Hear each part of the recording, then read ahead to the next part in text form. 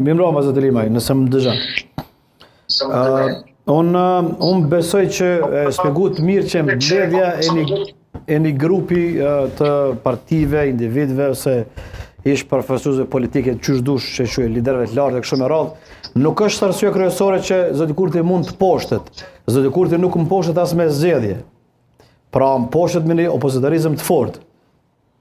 Më intereson kjo, a beson që nëse një grup që e shpjeguat ka mundësi me boni opozit që mund t'i bëj ballë zotit Kurti dhe ta mposh militarën e të afërt? Unë besoj që ndje kandidaturë serioze me një infrastrukturë serioze e protest të dy kombeve të mëdha seriozisht mund të futen nga për vendin e parë, dhe unë besoj fort në këtë. Jo opozitarizmin e fortë, po seriozisht futet, edhe jam i bindur që ai kandidat ka me qenë kryeministri i Kosovës.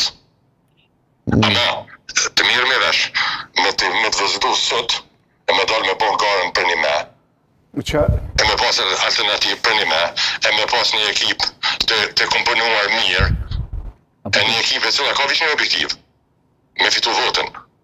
Qartë. Edhe me pas alternativë serioze.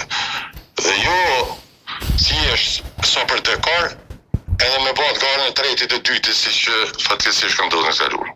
Apo kërkon Lima që këtë parti të kishë opozitore mu bë bashkë? Pyetje, do të përshërim zoti Limaj, pyet Demhasaj, po kërkon gjitha partitë me u bë bashkë apo njëra nga partitë e mëdha me kriju një bosht? Jo, të gjitha partitë bashkë s'bën kurrë hiç. Qartë.